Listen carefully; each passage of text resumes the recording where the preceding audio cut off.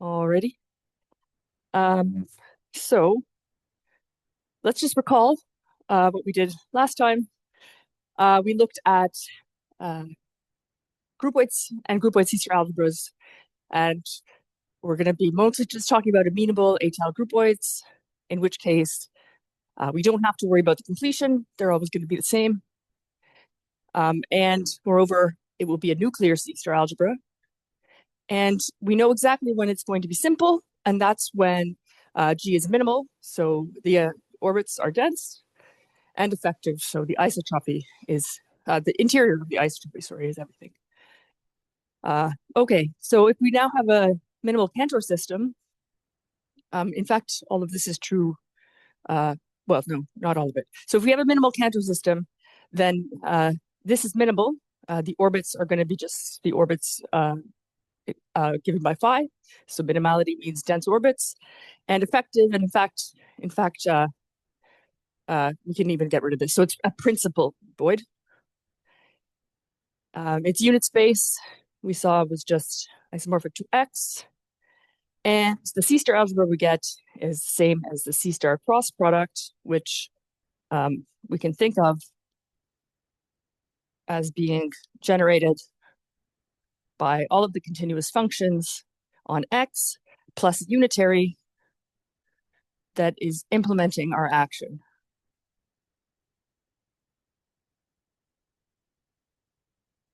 Oops. F and C of X.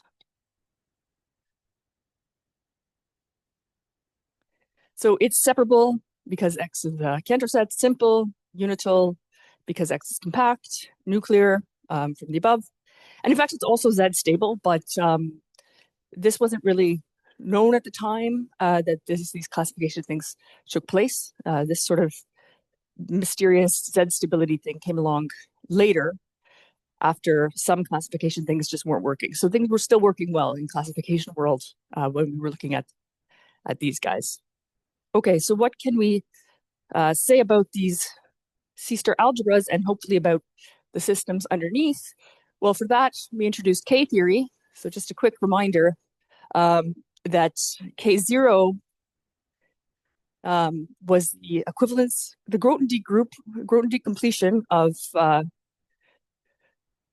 projections in M∞A with Murray von Neumann equivalence, which was just that P is Murray von Neumann equivalent to Q if and only if there exists some V such that V star V equals P and V star is equal to Q. So we think of this partial isometry sort of allowing us to move between these two projections. And one thing I probably should have bothered to mention was what happens, for example, for Mn. So that's not so hard to see. If we have some projection in MNC, a projection, then if we think about this as just like a linear operator, there's some subspace in C of n such that P of E is equal to E. So of course, if we choose the basis properly, we just get something that looks like ones down the diagonal and then a bunch of zeros. And this is equal to the dimension of E. And so whatever our P happens to be, we can always conjugate it by a unitary to get to this type of matrix. So really, P is going to be Murray von Neumann equivalent to Q if and only if they have the same rank.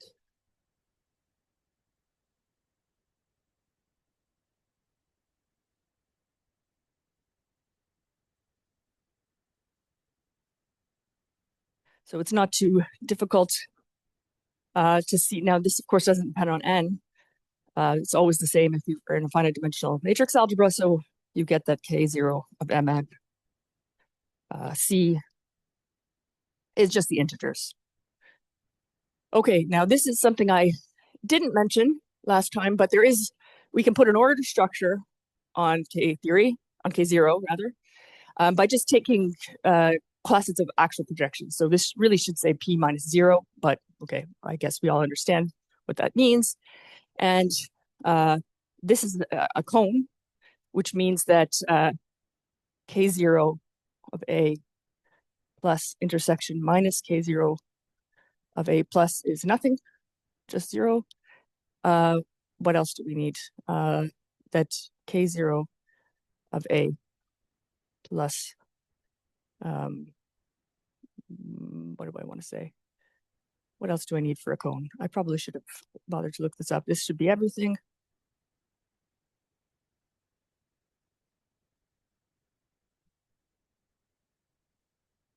What else do I need?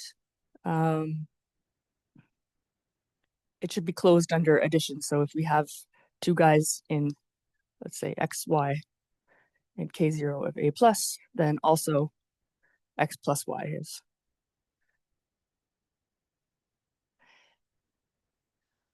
And so this allows us to then define an order structure on K0 by saying that x is less than or equal to y if and only if y minus x is in K0 A plus. Okay.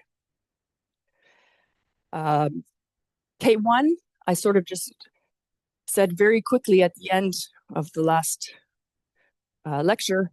It's basically, you do something similar, but now you're using unitaries in your C-star algebra instead of projections. And again, you can define an addition on both these groups. This addition will be abelian, so we get abelian groups. Okay, so now we would like to ask ourselves what we can say about something from a transformation groupoid.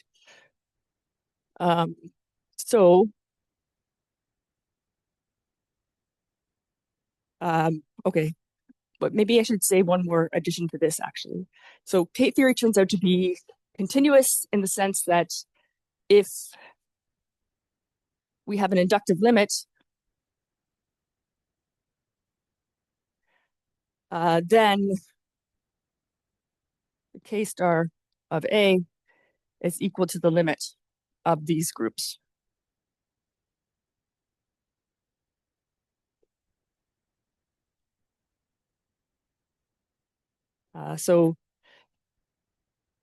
Right. So for example, here we could also calculate K1 of MNC. Every unitary in Mn is homotopic to the identity, so this is 0. And this means that if we have an AF algebra, for example, we'll always have K1 equals to 0.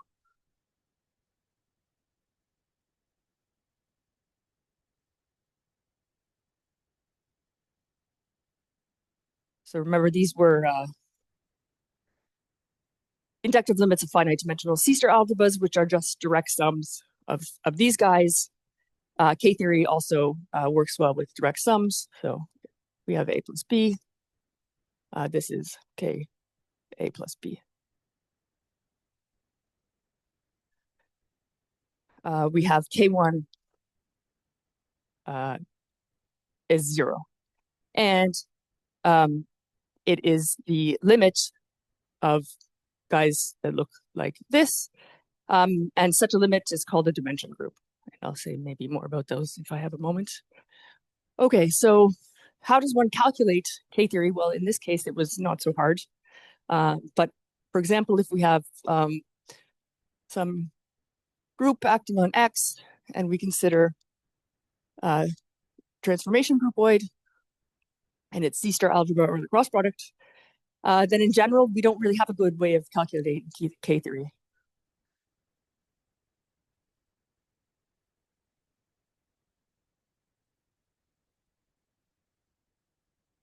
So you kind of have to do it on an ad hoc basis to some extent.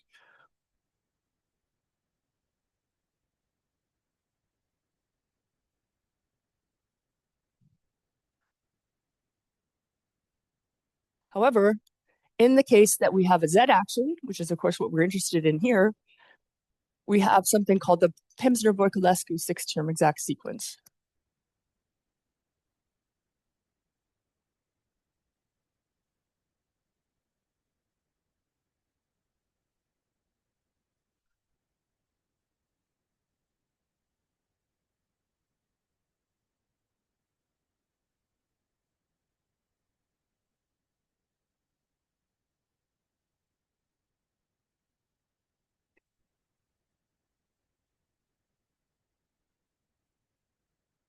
So what is this?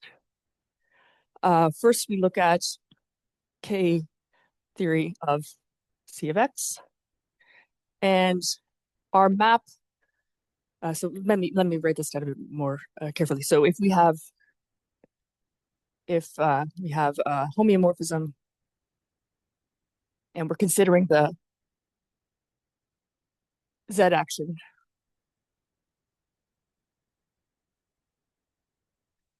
we have K0 of C of X. K0 is actually a functor, so we induce a map on K theory from this homeomorphism here, and this we map K0 of C of X into itself by the identity minus the K0, the induced map on K0 here, and then we map into the cross product or the groupoid, however you want to look at it, by just the map induced by the injection. So this always sits in here as a subalgebra. And then we have the same thing with K1. Oops, we're not there yet.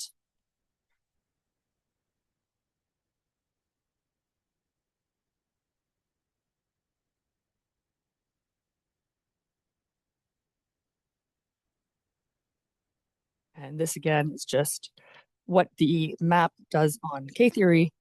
And this again is just the injection. And these maps, there you have to work a little bit hard to define them, but what you do is cross your fingers that you don't need to ever compute them. And we won't have to for the Cantor minimal systems, fortunately. So let's think about what happens for Cantor minimal systems. Let's maybe erase this guy.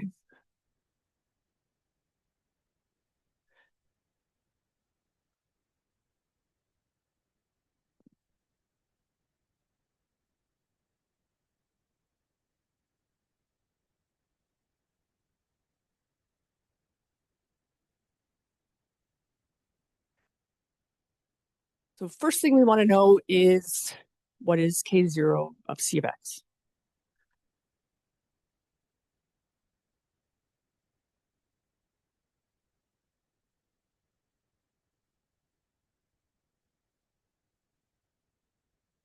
We want to calculate K0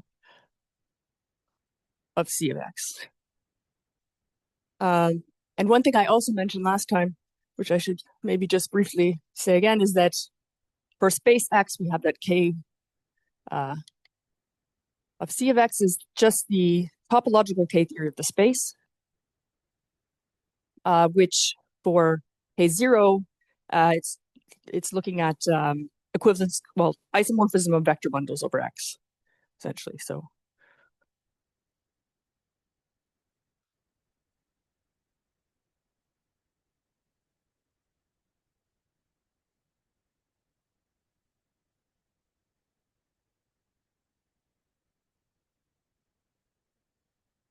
okay, so X is totally disconnected. So what does a projection in C of X look like? If P in C of X is a projection,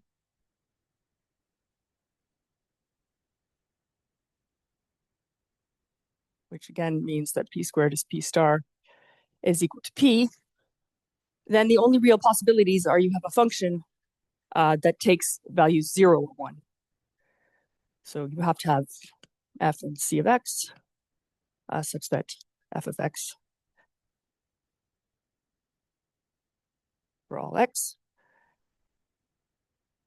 So essentially your projections look like indicator functions on coping subsets of X. And next we need to think about what happens in matrices. So these sort of correspond to higher ranked vector bundles. Well, the Cantor set's totally disconnected, so there aren't really any interesting vector bundles. So what we get, other than, just trivial guys. So what we end up with is that this is continuous functions with integer values. for K0. Now, furthermore, what do we have for K1 of C of X? Any guesses? So C of X is totally disconnected. We can take partitions of X into clopin subsets and define a C-star algebra generated by the indicator functions on those. We can shrink our clopin subsets, shrink, and get C of X itself. Now, if you have indicator functions on just finitely many sets, what are you going to get? You're going to get a finite dimensional C-star algebra. So C of X is AF.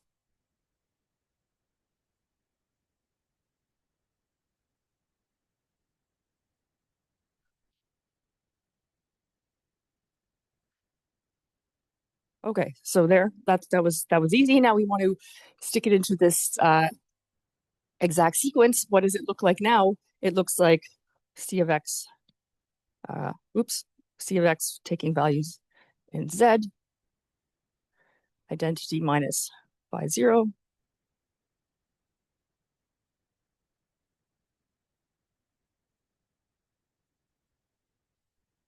Zero of the cross product.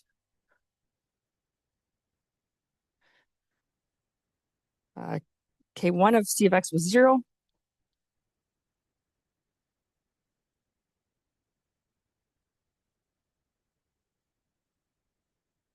So we're in a happy situation where we don't really have to worry too much about these maps, these index maps. They're sort of, we can forget about them. And what we end up with is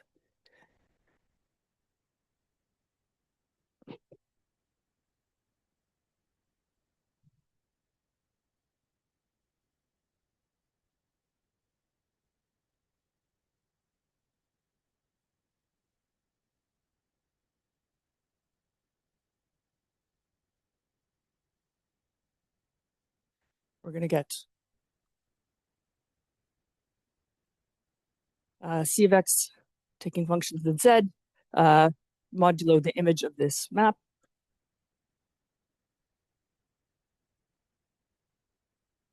K1, maybe it's a little more difficult to see, but K1 will end up being Z. And in this case, it's actually generated by the class of this unitary, which is the one that's where U is the implementing unitary.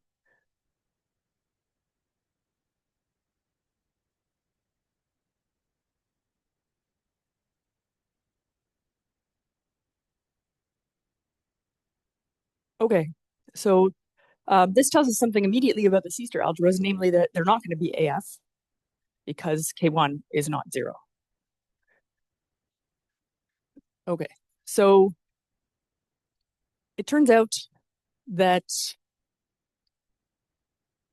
this, so like I said, C of X, if we take C, the class of cross products coming from minimal Cantor systems,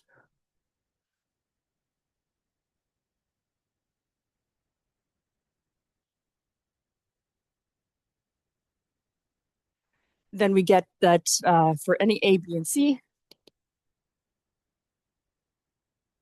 A is isomorphic to B if and only if. Now we would normally put the Elliott invariant in here, but I mean, Z is always going to be the same, so we can kind of forget about that. So we just have the K theory, and we should actually have the ordered K theory, but I didn't want to get into the nitty gritty of that. So I'll say ordered. And we should also have the tracial state space, but in this special case, we don't need it. And the reason is that these C-star algebras have a lot of projections. They're called real rank 0. And in that case, you can essentially, the tracial state information is contained in the ordered K0.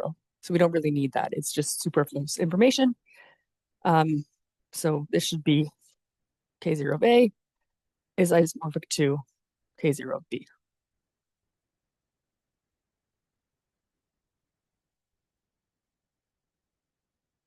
And I guess that this is true. So now we obviously know it's true by this big classification invariant, but I believe that this was known because it turns out that these things are called AT algebras. There's certain inductive limits, and the AT algebras had been at that point classified. However, this group had arisen before this in the work of Giordano, Putnam, and Scow.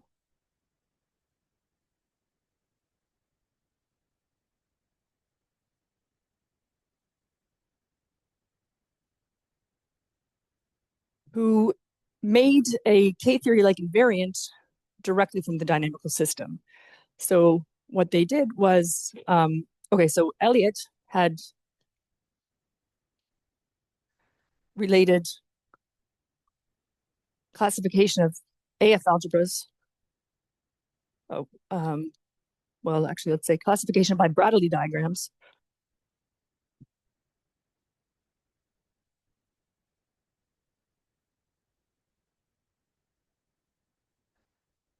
to classification by K0.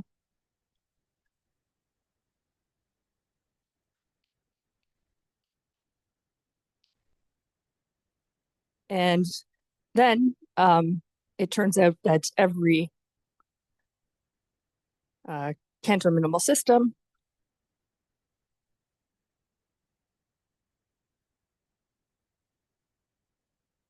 is conjugate to a Bradley-Vershik system.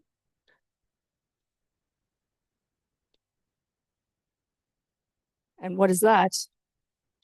Well, you start with a Bradley diagram, which I haven't really defined, but maybe I'll draw something. So for example, a nice Bradley diagram, you essentially have some vertex right at the top, and then you have different levels of vertices, and then you have maps going between said vertices. This can be more complicated, of course. And the Bradley-Vershik system says that you ordered the paths, and your homeomorphism will take one path to another. And if you have something like, I don't know, the two odometer, which will correspond to this Bradley diagram, you order all your edges at each level. So this is, say, 0, and this is 1, this is 0, this is 1, this is 0, this is 1. You can see that this will give you a sequence of zeros and ones. Now, if you are on a path that goes here, say, then your homeomorphism will map you to the path to this guy. Now, if you're, say, further down, what happens? Well, again, if you're on this side at whatever level, you just get mapped here. But if you're at this guy, some path that ends in this, then what you need to do is you then want to move to 0, and you take the minimal path to get there, in the sense that we think of 0 as being less than 1. Okay, so in this, it's not so complicated, but if you can imagine that if you have some sort of more ridiculous diagram, you have to do things like choose the order of your edges, first of all, to make sense of this. And in any case, this gives you a Cantor minimal system. And what does this mean in terms of an AF algebra? Well, basically, you have matrices at the vertices, and these arrows are somehow telling you how to stick one set of matrices into the next in your inductive limit. So that's an AF algebra. The Bradley diagram, of course, didn't come with this homeomorphism. It was just this guy without anything. But anyway, since these Bradley-Vershik systems are conjugate to Cantor minimal systems, you might say, like, well, what do they have to do with these AF algebras that we know? And it turns out, actually, that this is just the K-theory of the AF algebra of the associated Bradley diagram.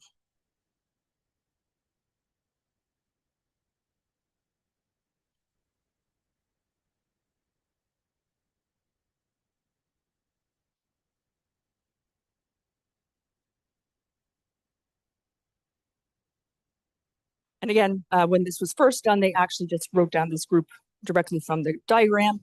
And then later it was Hermann Putnam-Isgau that showed that this C-star algebra K-theory was exactly the same as their dimension group.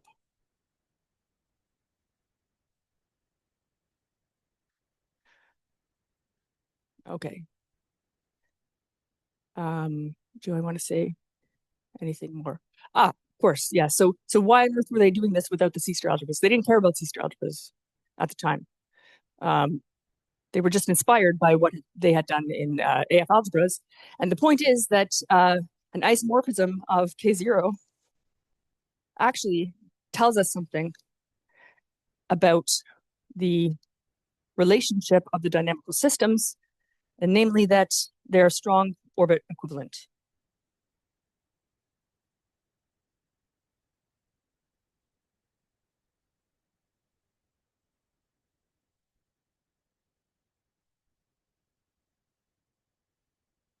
So this is a little weaker than orbit equivalence. You have these co-cycle guys hanging around. I don't really want to define this at the moment, but the point is that you really do see the C-star algebra reflecting what's going on in the Cantor minimal system, very much like we saw for the von Neumann algebras. You can add a little bit more information and get something like flip conjugacy, but just from K-theory, well ordered, again, this should be ordered. We see that this really, the C-star algebra really does remember this dynamical system quite well. And one of the reasons this happens is because X is totally disconnected. So you have indicator functions, just like you would in a von Neumann algebra when you're considering measurable things, right? So this is one of the reasons that this works quite well. Now, you could then ask what happens if X is not a Cantor minimal system, if X is higher dimensional.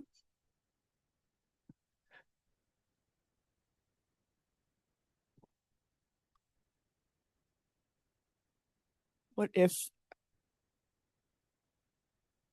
dim X is greater than 0? And this is in terms of covering dimension.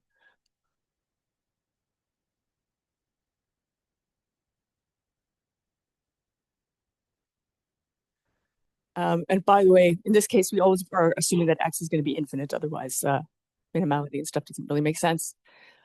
We still have the Pevmser-Voiculescu exact sequence.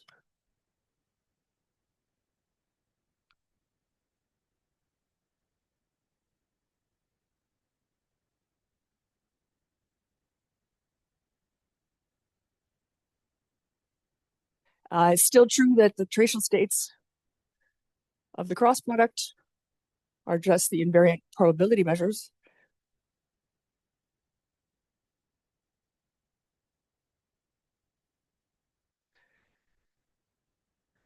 So we know we can still calculate the invariant. So we could ask ourselves, what possible invariants can we get? And so let's restrict ourselves for a moment that suppose X is something like a finite CW complex.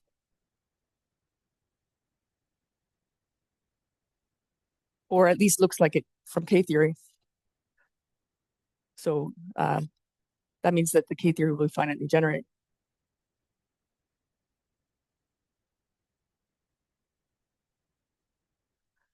And you say, okay, never mind minimality. This Pevmser-Voiculescu sequence doesn't need minimality to work.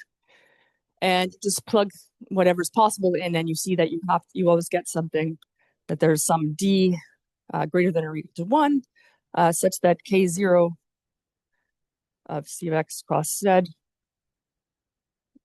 is Z to the D plus G0, where this is a torsion guy. And K1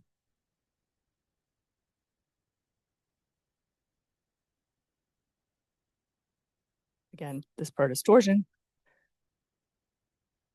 So you are sort of stuck in the sense that you can't get arbitrary K-theory. You'll always have this sort of matching ZD component, which is sort of unfortunate, maybe, if you're trying to ask yourself, is every classifiable C-star algebra of this form? So the answer is no, it can't be. We already knew that because we knew that K1 had to be non-zero. This unitary is always in there. So we could never get AF algebras or something like the Jenkins-2 algebra. That would be impossible. But we could then ask, can we do this by minimal homeomorphisms?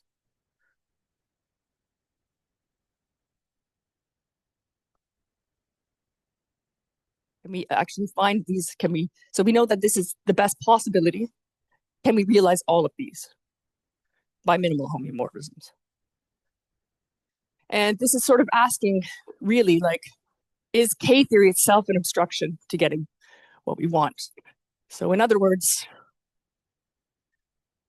given this Pimsner-Voiculescu exact sequence, we might ask ourselves, given space X, does X admit a minimal homomorphism?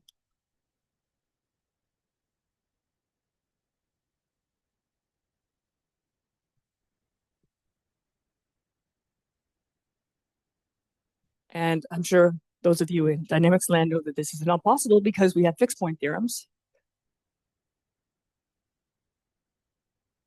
In particularly spaces that are somehow too nice will usually have fixed points or periodic points, and this precludes the idea of ever building a minimal homeomorphism. So we could ask the same thing, given a space X, can we find Y such that K0 of X is K0, or K star of X is K star of Y, and Y admits minimal homeomorphism.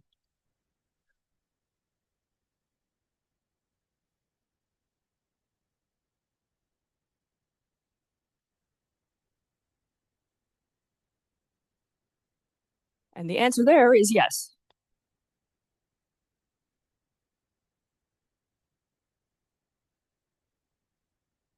So this is a result of mine with Robin Dealey and Ian Putnam, that yes.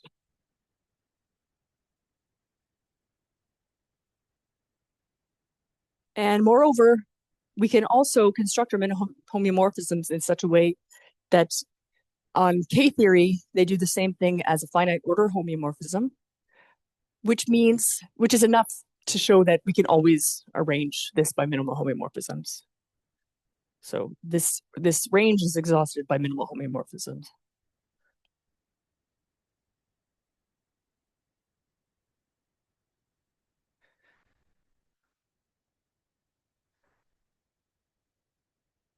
Now, if I had more time, but I would like to move on to male spaces instead, I would tell you that we also have a nice way of getting much more general K-theory also from minimal systems. So in the measurable setting, remember that we're always getting the same guy in one of these amenable actions or Z action. We were always getting this hyperfinite 2-1 factor. Of course, this is not the case here. Now, when these guys were doing these orbit equivalence, they also just looked at the AF, the equivalence relation that they got from the Bradley diagram, and this is called the so-called AF equivalence. It's the total analog of hyperfinite equivalence, Borel equivalence. And that AF equivalence relation gives you, again, this K-theory and 0 here, so it gives you the AF algebra associated with this guy. What does that look like inside the cross product? Well, what you do is you take a point X in X and break the orbit at X. What do I mean by this?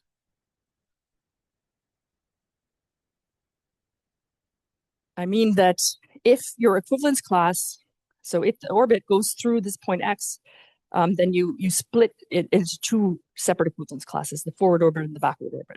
So now you have more equivalence classes. And let's call that G of X, say. This will still be a minimal étal amenable groupoid because forward orbits and backwards orbits are still dense in a minimal system on a compact space. And we can look at this C-star algebra. And in the Cantor case, it will be exactly this AF algebra. So this inside the cross product looks like you take all the continuous functions again, but now you don't take this unitary. You're only allowed to put the unitary in there if you're multiplying by a function that vanishes at x.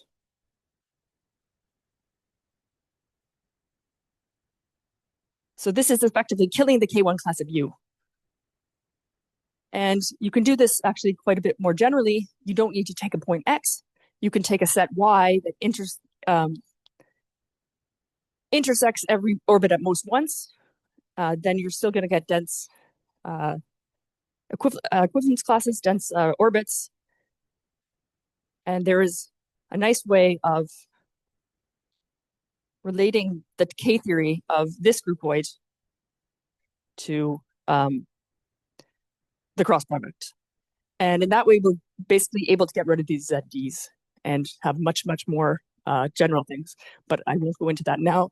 It's probably a decent time to take a break.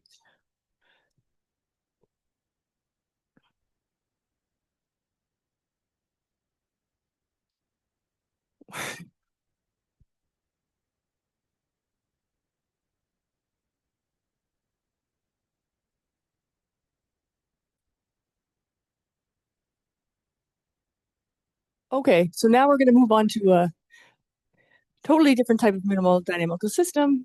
Sorry, I sometimes automatically say minimal. Definitely not minimal. Smale spaces and their C-star algebras.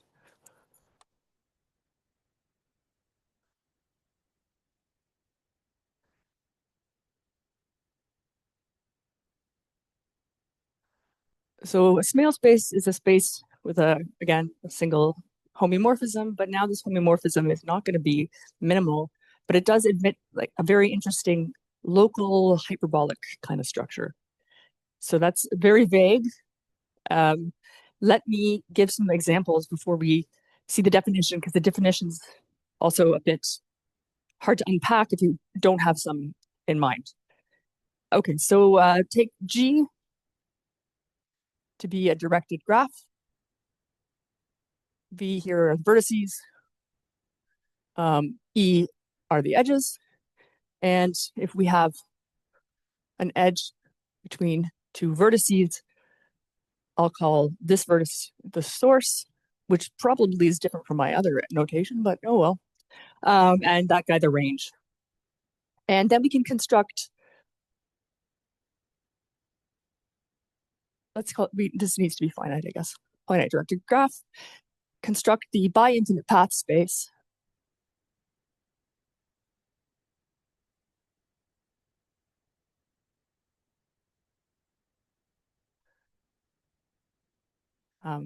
XG, which is going to be sequences indexed by Z, where we allow our sequences have to satisfy that the source of xn plus 1 is the range of xn. So this is why it's called the path space. If you have some graph, you're just zooming along the paths. And we're going to equip this with topology from a metric.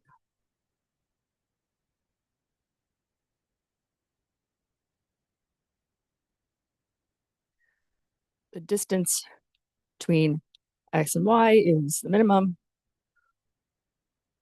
1 over 2 to the n, xi equals yi for all I between minus n. We want strict nn. Okay, so what is this telling us? If we have two sequences in our space, the more they agree outside from 0 out, the closer they are together. So if they agree everywhere, they're the same, obviously, and they could be distance 1 apart if they don't agree anywhere, for example. Yeah. I suppose you could, but this would, I mean, for our purposes, it will be useless, actually. Yeah. Always infinite sequences. Okay, so let's say that there are no loops. Just for convenience, I guess, so you don't get, finite systems or whatever. But if you have a loop, you could, sorry. Yeah. What is this called? This is like, yeah. There's a term for this, which I have. What do you call it when the graph is transitive or something? I think it's called transitive. Yeah, such that strongly connected. Okay, yeah. So we don't want any sources, sinks or sources, meaning some guy that has nobody coming in or nobody going out. Yeah. Okay. So then we equip X, G, and D with the shift map, left shift.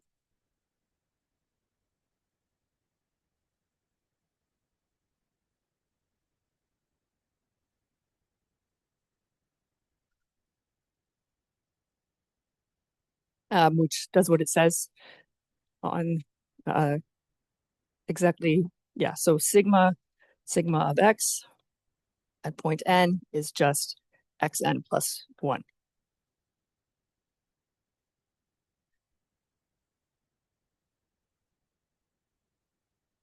So our sequence sort of shifts itself this way. Okay, so let's gather some. This is not the right paper. It's last week's. Okay. Right. Let us look at some properties of this system. So take some epsilon equal to 1 over k for some k.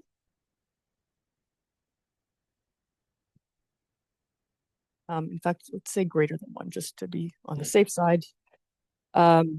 Take x, a sequence,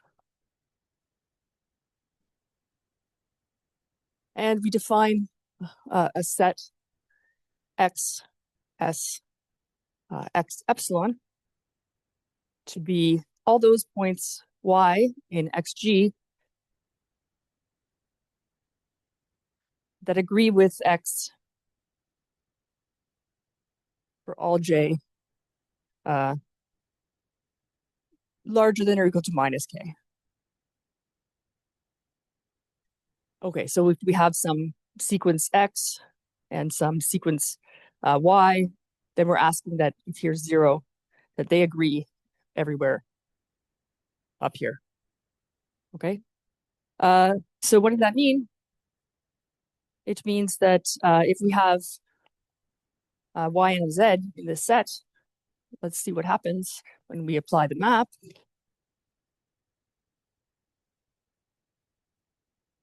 Well, first let's observe that we have that yj is xj is zj for all j larger than minus k, which means that these guys are all contained in the epsilon ball around x. Oops, let's write it like this.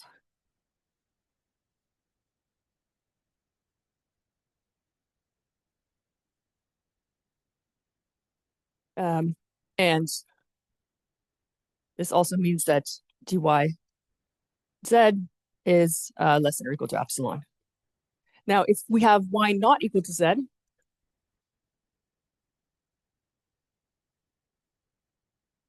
and then there's some m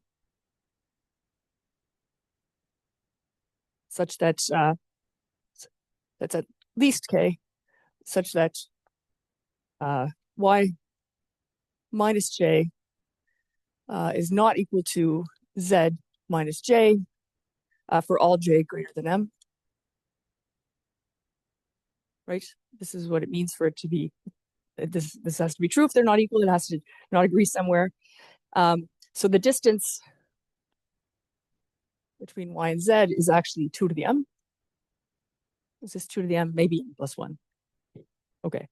And what happens when we apply our shift map? We have that sigma y m plus 1. Yeah, maybe let's just do this. Maybe we need this, but okay.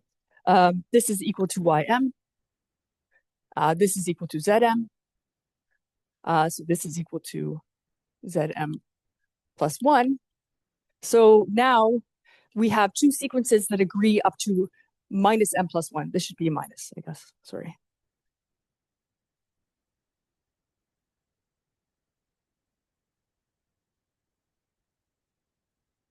No, wait, what am I saying here? Yes. This is correct. Yes, that's how negative numbers work.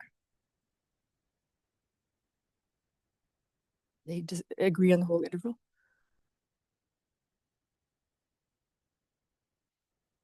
Yeah, yeah. So I'm just saying that now. So before we were assuming that, well, let's say that this is the m plus 1 was the first place they don't agree. So now we shift, and now they do agree on minus m plus 1.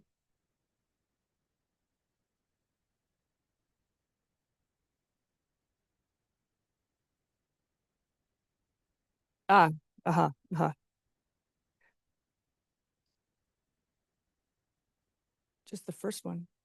So they should be. Yeah, sorry. Should have said minus m. Yeah. Okay, so the point is now that we have two sequences that agree at least to minus m plus 1 to m plus 1 about the origin.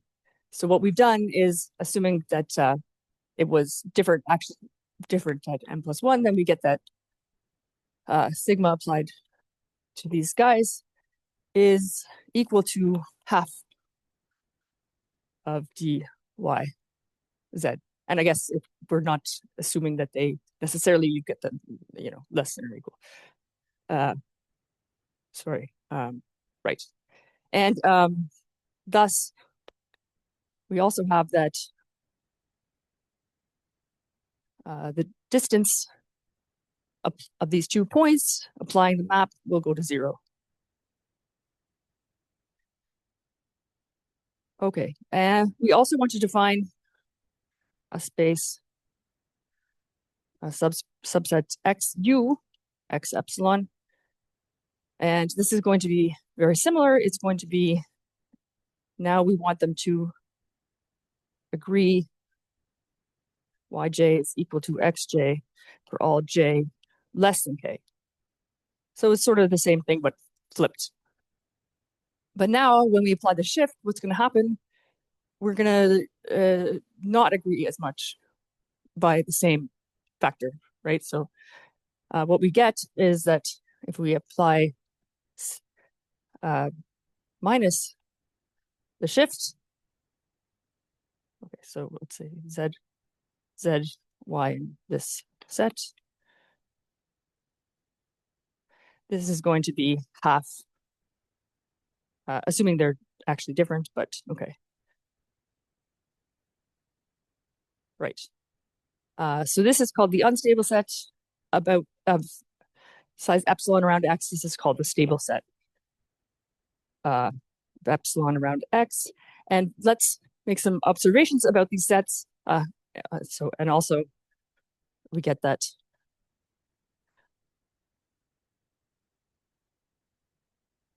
again, this will go to 0 as n goes to infinity.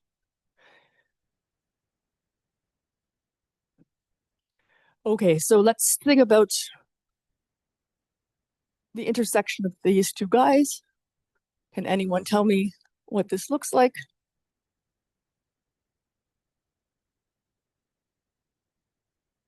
Just x.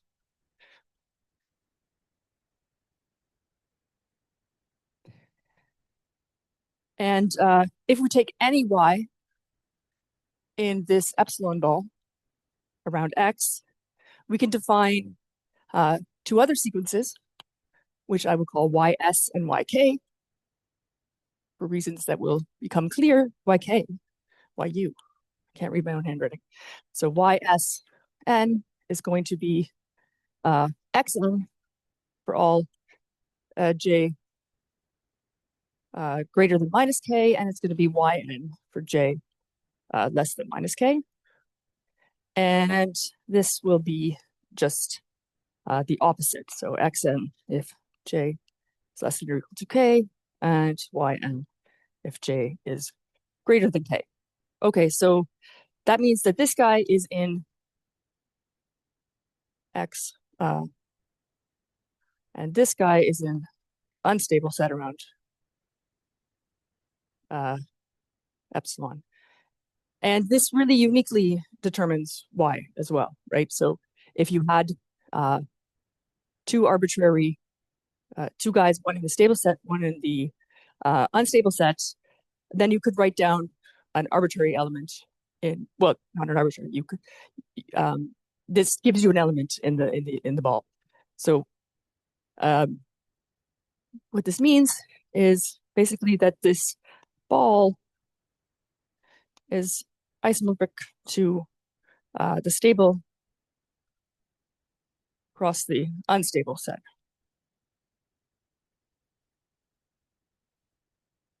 So in particular, what happens is that if we're very close to our point x, then what we're doing is we're sort of within this epsilon ball, decomposing this into a stable and unstable set. It looks like a coordinate. So any y in this ball, so if this is xs, this is xu, then this here would be our ys, and this would be our yu, and this would be our y. So it decomposes this way locally. Now, of course, this doesn't make sense globally because you can certainly have two sequences that will eventually, say, go to zero even, but don't agree at all, like until about the origin. They just might not even have the same zero. We want to take care of those guys too, so we call those the global stable and unstable sets. Right. Maybe I'll just stick this here. So we also have global, stable and unstable.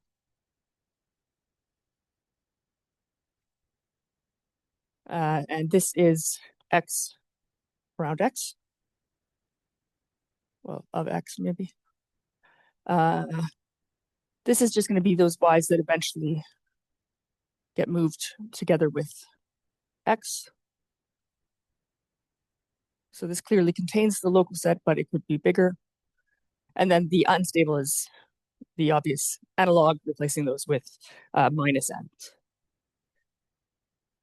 And it's clear that this picture does not work globally with these global stable sets. Like, you're not going to get that all of xg is equal to these, a product of those. So this really is a local phenomenon. Okay, next example where we'll see something similar happening is for hyperbolic Toral automorphisms.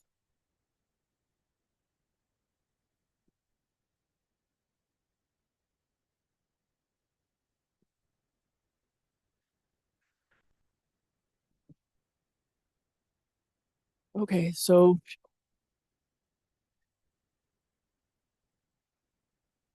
we take a 2x2 integer matrix, and we want it to have determinant equal to 1.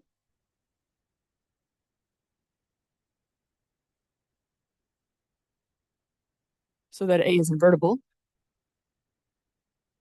as a Z matrix.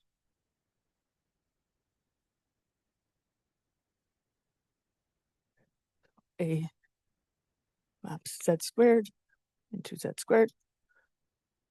And we want to exclude the cases where the eigenvalues are plus or minus 1.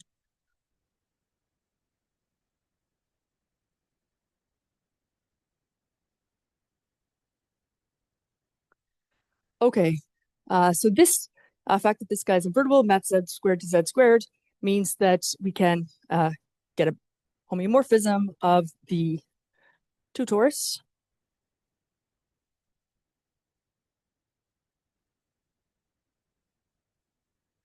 by just taking an element V and mapping it to A V mod Z squared. So an example is something like the matrix 2, 1, 1, 1. And if you construct this homeomorphism, what you get is Arnold's cat map, if you're familiar with that.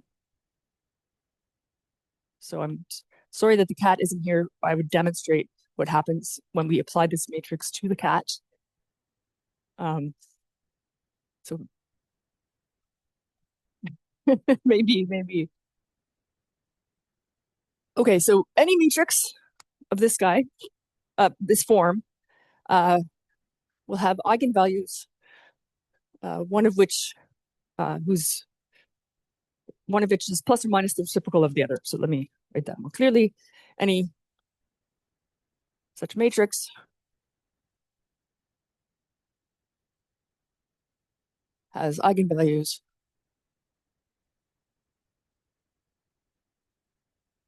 of the form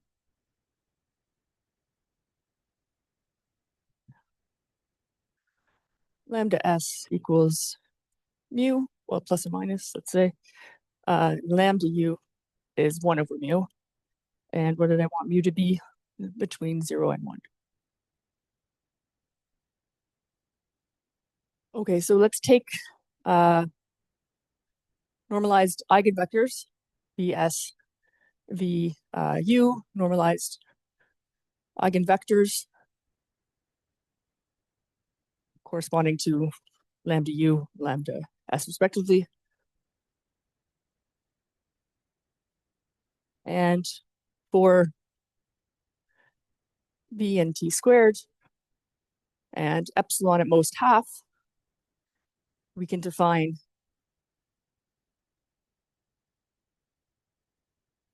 v epsilon.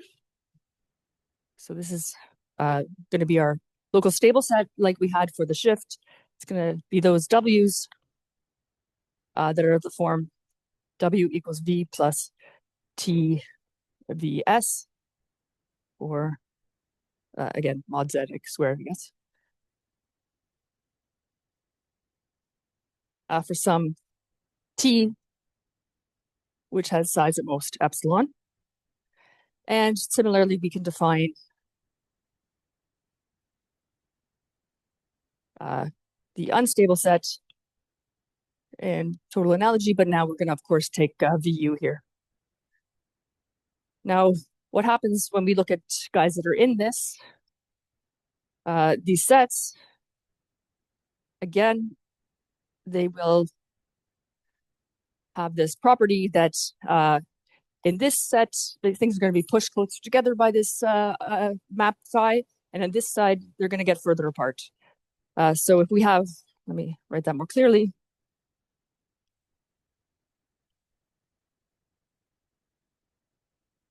If we have two of these points, then the distance where Wi is equal to Vi plus, well, V plus Ti Vs, then the distance between the two of these guys is just going to be T1 minus T2.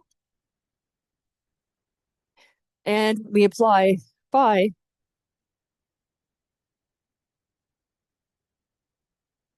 we're going to get that this is then lambda s T1 minus T2. And our lambda was, well, has value less than 1, so this is getting closer together. And conversely, for the unstable set, sorry, that was stable. Now we're going to change to unstable. We get this unstable guy here. Then when we apply the inverse map, we're going to get this lambda s. Or if you don't want to think about the inverse, you would just get, of course, lambda u.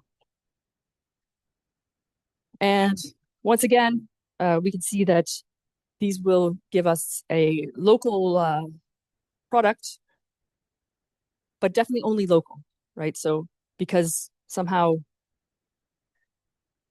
locally we get something like this, but if we consider these global stable sets, which are defined as they were for the shift, these will sort of wind around like this. So there's no way of writing some sort of global producty thing. Okay, so these are part of a larger set of examples called MNiSW diffeomorphisms, if you know about those, which are in turn these axiom A, types of axiom A diffeomorphisms, which were really, I think, the motivation for introducing Smale spaces. So now we come to the definition. We want to make an abstract definition that will capture this local behavior. And I warn you, the definition is a little bit long, but you'll see that actually it does really somehow capture what we want. So a Smale space consists of the following. So we have a metric space,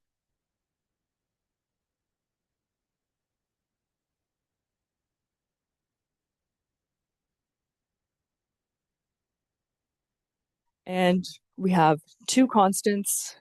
Oh, well, I guess we want to map to a homeomorphism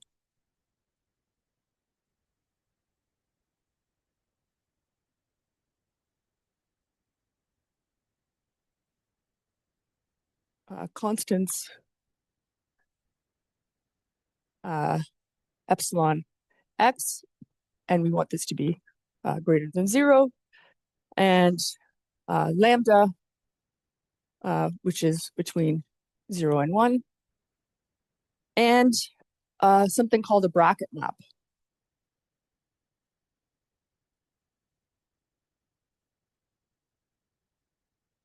So this is not defined on,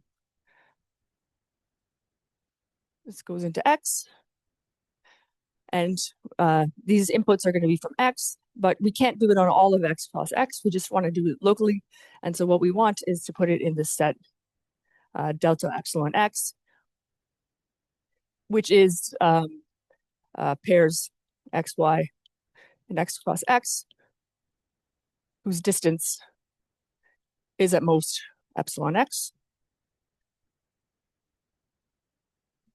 This gets mapped into X. We want this to be continuous.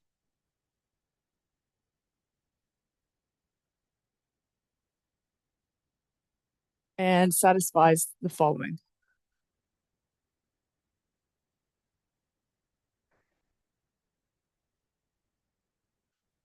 So if we take the bracket map and apply X in both coordinates, we just get back X.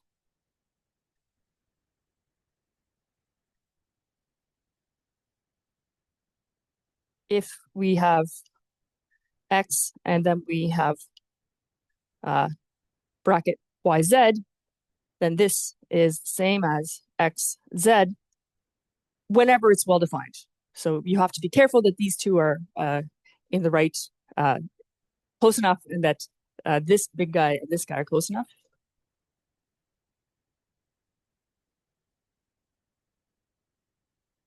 And we have what happens if we put something of a bracket in the first guy, then we have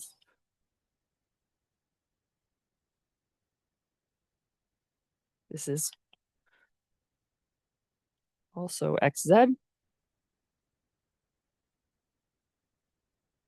whenever defined.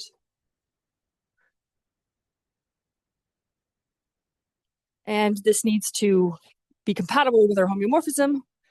And this means in this case that whenever it's defined, if we take phi of x, phi of y, then this is the same as applying phi to xy.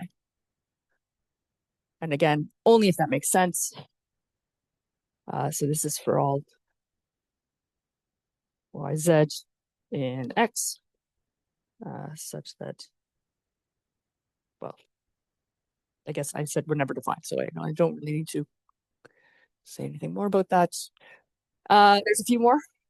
We have a few more things we need to say. Definition is not done yet.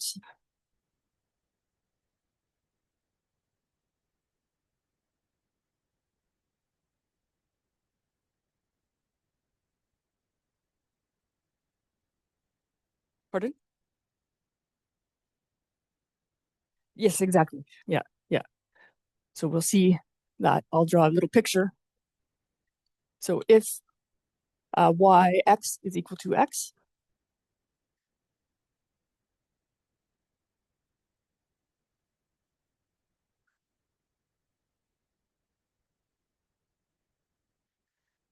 so where does this lambda come in? Right here, we want that y phi z is pushed together by this factor lambda. Oops, it's a y. And if xy equals xz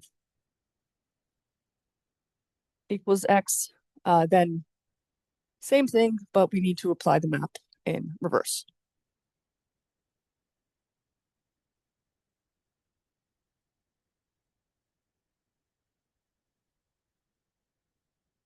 Okay. So this is the definition. For example, do I still have what I wrote about the shifts? I should not have erased that. But remember, we had our, we could write any y and e of x half in the form of ys and yu. Basically, this is what our bracket will do. So if we have, let's see, what do I want to say? So this would mean that y s x is equal to x, and x y u is equal to x. In this case above, so our epsilon for the shifts defined, the shift is a half. Our lambda is also a half, and our bracket map is basically doing this sort of thing. Right. So we're gonna, okay, I don't know, maybe that's not super clear, but again, I'll draw a picture in a second. Okay, so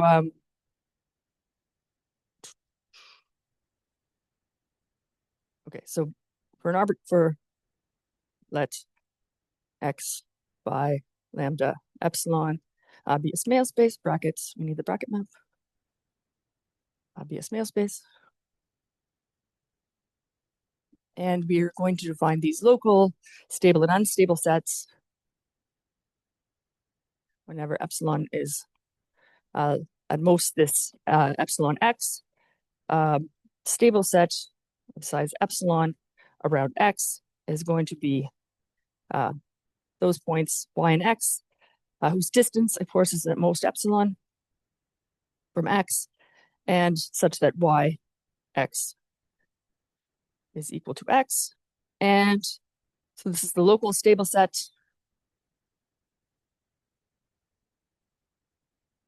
around x.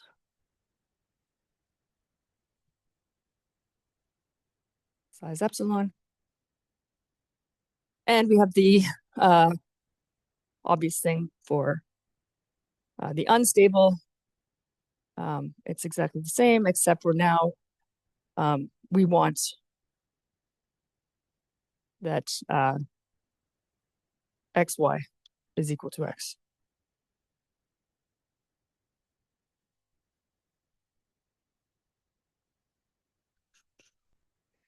Okay, so one useful observation that will allow me to stop constantly writing xu and xs and just stick to one is that if we have a Smale space, then if we take the inverse of our homeomorphism, we can also define a Smale space. So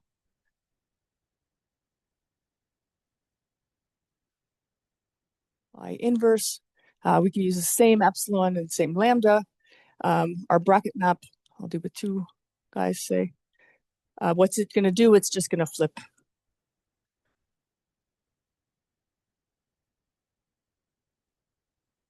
So this means that xs of phi inverse is just the unstable set of the original guy. And obviously same with unstable and stable. So whatever I say about the stable set, it applies to the unstable set as well.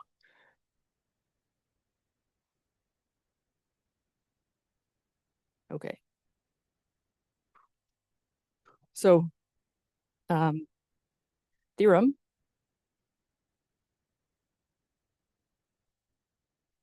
For every epsilon prime less than epsilon x, every epsilon, at most this epsilon prime,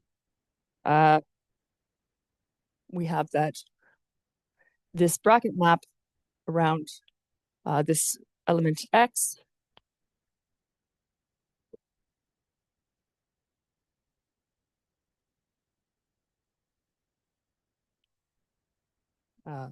so this would be the ball around x of r. This is a homeomorphism.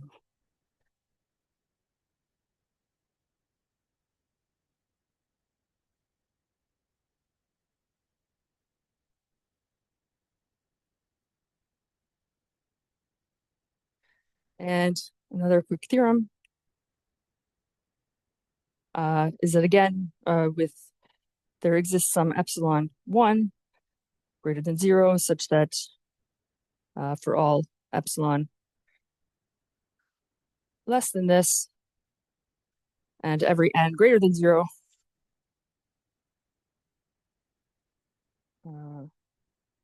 if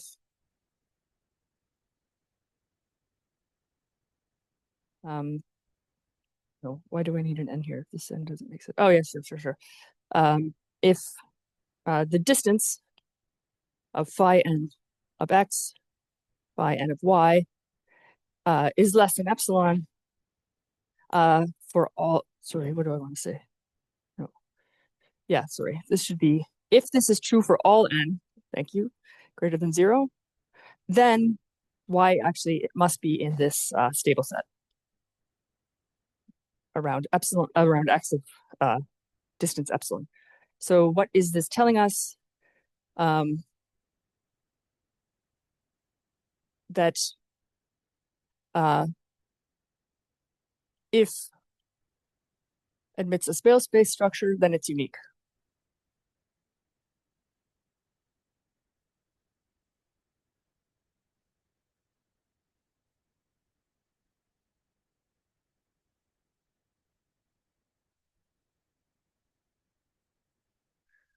Okay, let me try to draw a little picture of what this bracket map is doing, and hopefully without confusing myself. Okay, so if we have, this is all happening within some small ball. We have x here. Then we have, if we have a point here, this is say some y, then the point that we get here will be, okay, so let's call this stable, say, and this is the unstable. This will be, what will it be?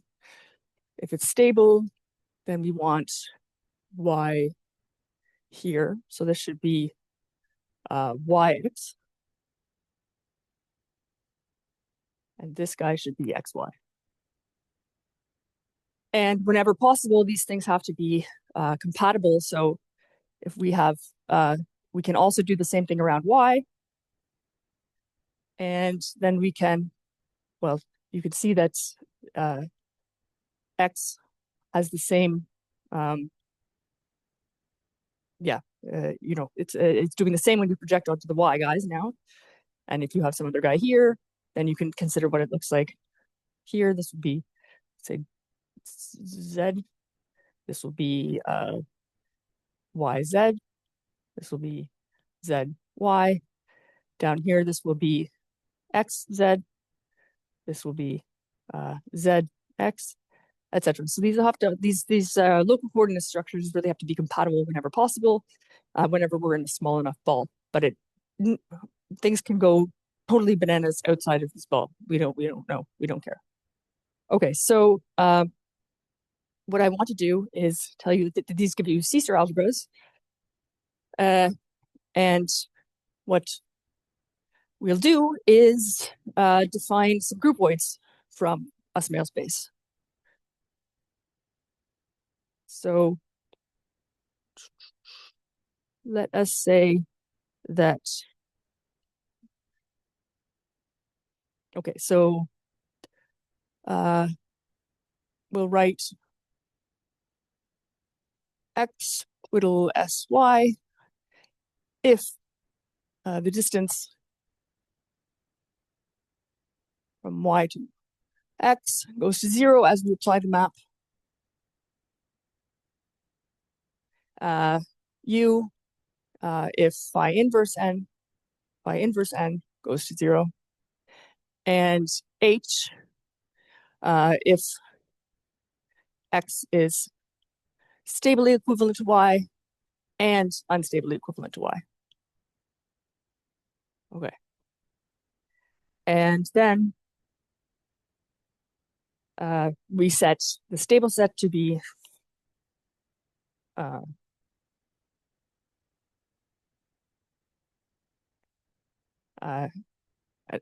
the other two are totally analogous. And it turns out that this is just the same as looking at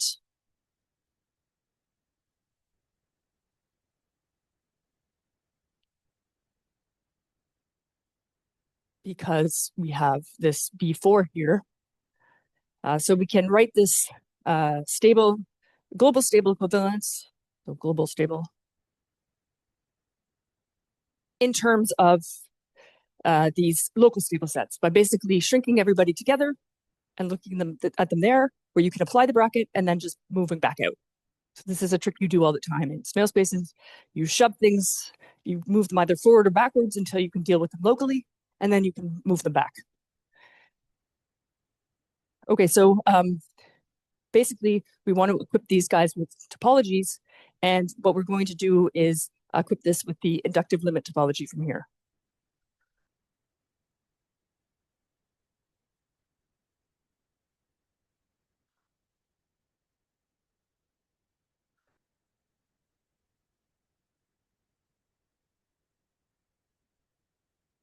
Then this is locally compact in Hausdorff.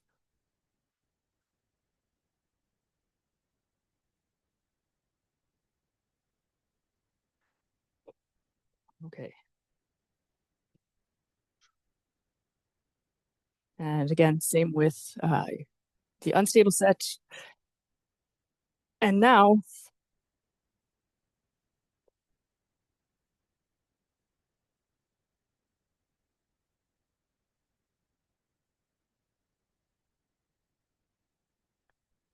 so what we're aiming for is to construct a groupoid where these guys are equivalence classes, basically. So here's a fact that I will definitely not have time to prove. If x phi is mixing, by which I mean that for every pair of open subsets, there's some positive n such that phi n of u intersection v is non-empty for all n greater than n.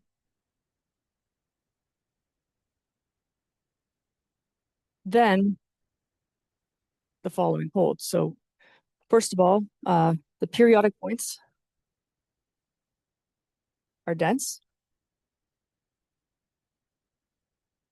And actually, you don't need quite mixing for this.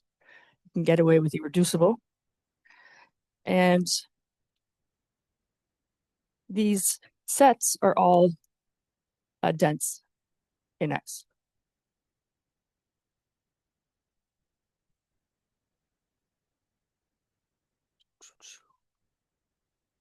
Okay, so another thing we'll want when we want to talk about the C-star algebras is a tracial state, which is going to be given much like we had before by a fine variant measure. entropy maximizing.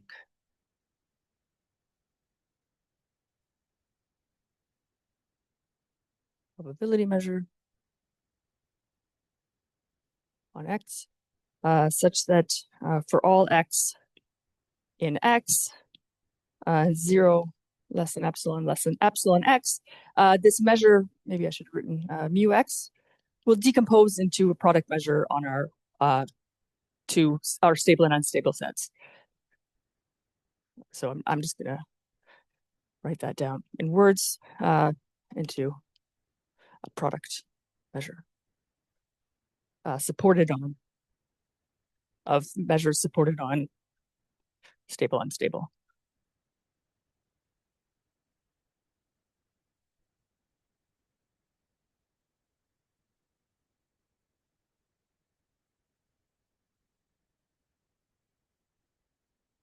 Okay, then we can now define the groupoids that we want, and these are actually going to be just look like equivalence relations, but with the caveat that they're not really, because again, sort of like we had before, the topology that we put on them will not necessarily be just the product topology, but I will glaze over that.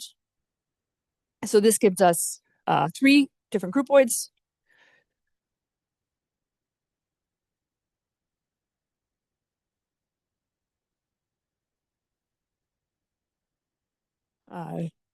Now, I should make sure I always use the same notation because I'm sure I will mess that up.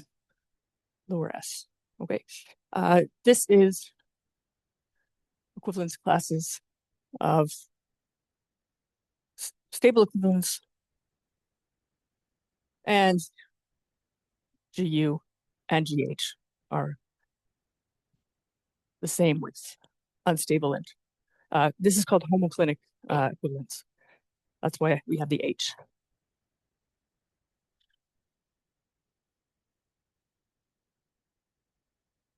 Okay, so what can we say about these groupoids? Given what I was talking about earlier, you might hope that they're going to be amenable étale equivalence relations or groupoids, but this is not necessarily the case. So these are all amenable.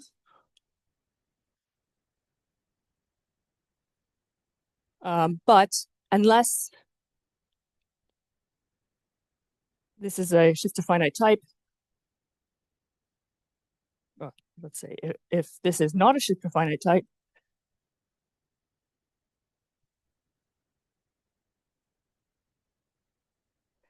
these will not be étale. At least G, S, and G, U will not be étale.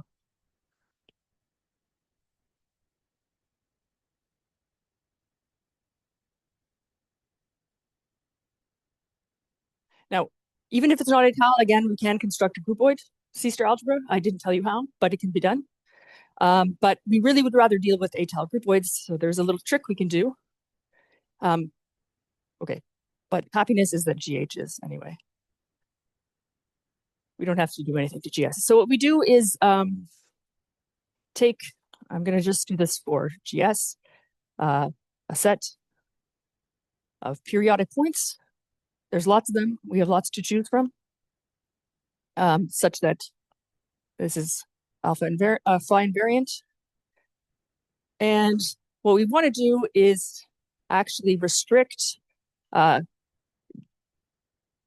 stable equivalence by, instead of looking at the entire space, we're going to look at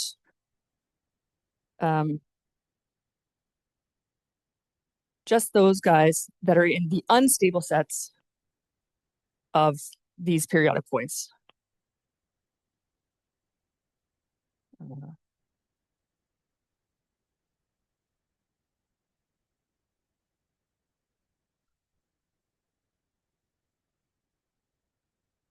Unstable. Right. In P, sorry. Okay, so it turns out that if you know some C-star algebra kind of thing, then this is Morita equivalent to the guy that's non-étale, the C-star algebra. So we're not really losing anything by doing this. And the point is that somehow this catches every orbit somehow. So now these orbits will be countable, so we do actually get something to tell. Oh no, 2 minutes. Ah. Okay, actually 1, I guess, because we started at 1 minute too.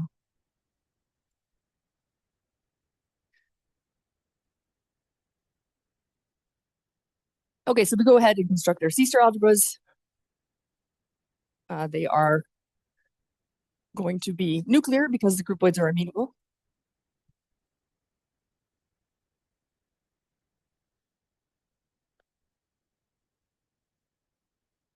So whatever we want here for some periodic points are nuclear. And again, this is actually so burrito equivalent to the other guy, so it doesn't really depend on this choice of projections. You can just sort of no projections, periodic points. You can sort of choose them conveniently to your liking. And this guy, without having to, is nuclear. Now, another slightly annoying thing is that this set XUP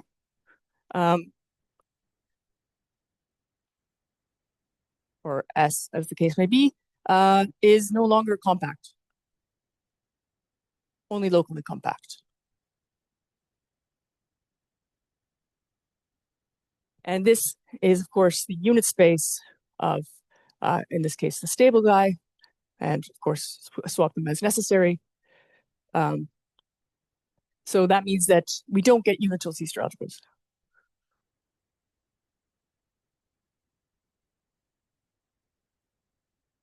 Not unital. But this guy's unit space is all of X, so it is indeed unital.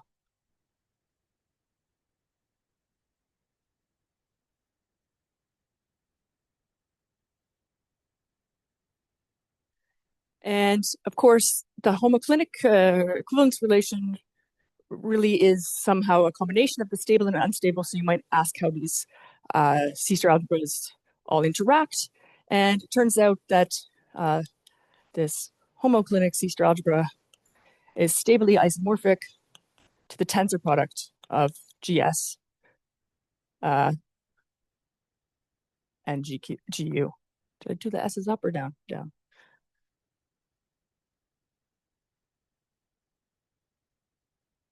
We don't need the same set of periodic points necessarily. Okay, so these are simple.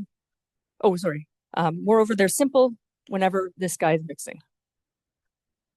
And this is because of what I said over there, that then the these XS, X, XUX, blah, blah, blah are all dense.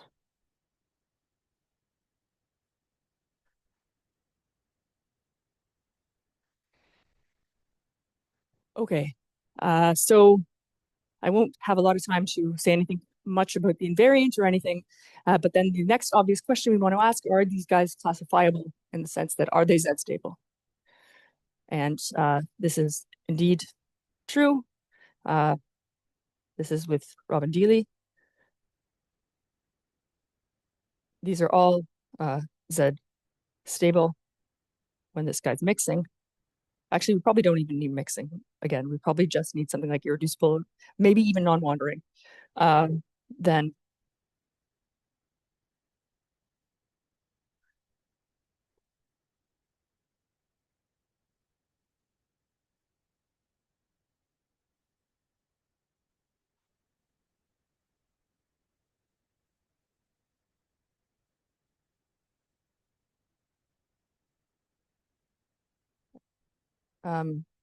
so just a quick word about this for those of you that know a little bit about classification A-type stuff. We don't actually prove Z stability. We prove finite nuclear dimension. And we do this by using something called dynamic asymptotic dimension of a groupoid. And this is some sort of Rocklin type property for groupoids. So it gives you good finite dimensional approximations that are controlled in a certain way, which gives you this finite nuclear dimension type thing. And this turns out to be equivalent to Z stable. So in particular, these guys are determined by their Elliott invariance. And in fact, in this case, again, so this was dealing maybe with, I think, one of his students. I really should have looked up the name. These always have real rank 0.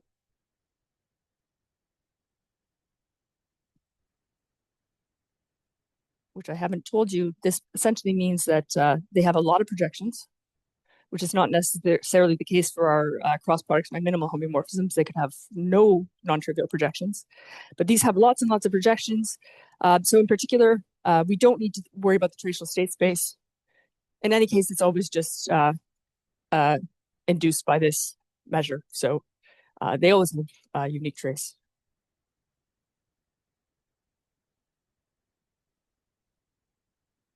Well, okay, it's not a state on these guys because they're not finite, but and so yeah, I guess I'll end there.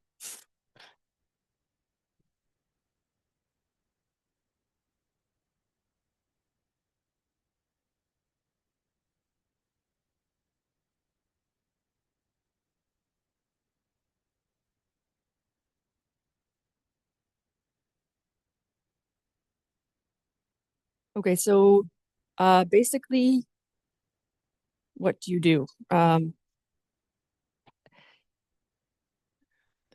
Let's see, how is the best, easiest way to describe this? So basically, okay, if you have your space, whatever it looks like, and you have some x over here, and you have some y over here, and these guys are stably equivalent, say, we're in the stable equivalence case. Well, then you can apply the map often enough to get yourself in here. Now these guys are in the same ball after phi some large enough n. They're sitting both around in here. And sort of you make sense of the open sets in here and then pulling back. So open sets kind of look like little balls around both of them, even though they might be pretty far apart, if that sort of makes sense. So for example, an open set around X, well, yeah, I guess that's maybe not. Yeah, of course, because of course it's a groupoid, right? Yeah, exactly. So this is how you define this. This is yeah. Maybe this is not the best.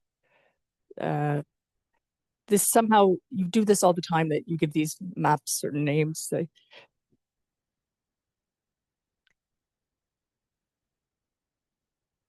Exactly. Yeah, exactly.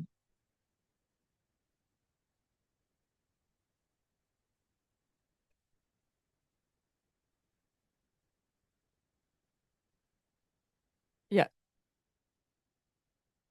Yes. But honestly, I don't know so much about the non-étal version, so please don't ask me what the Haar system is. I don't know that it's super good.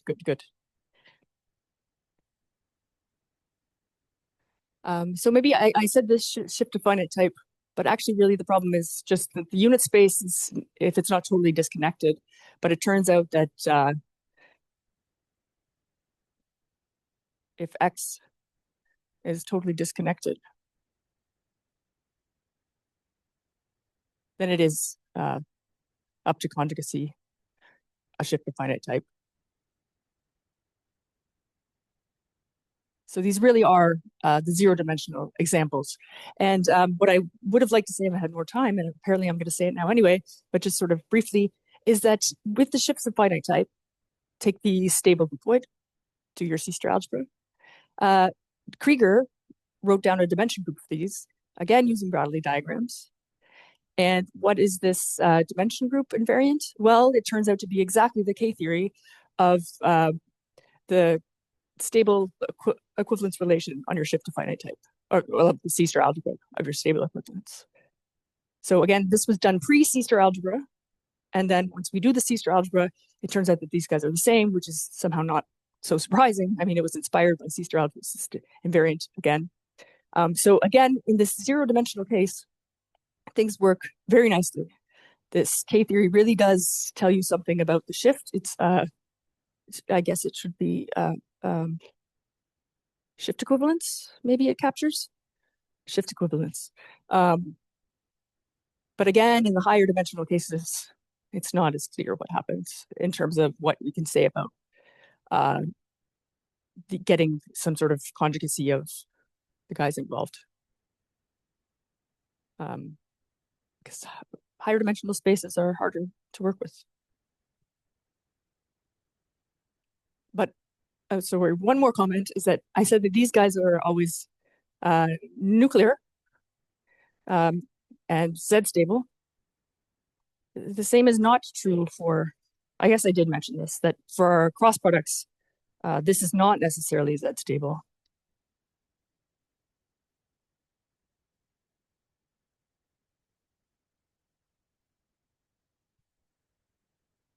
And this is in fact only if this system has mean dimension 0, or equivalently the small boundary property, which happens, for example, if X is finite dimensional. I think apparently we know the other way now too. This is what someone told me. Oh, and then there was, you're right. You're right. They did have to do a little correction, didn't they? Mean dimension 0, small boundary property.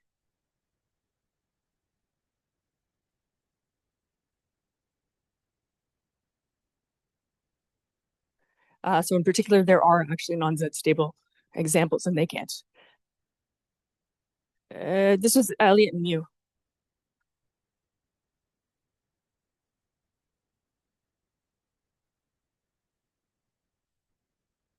All right, sorry. I will really stop now. Unless there are more questions, then I can't make promises.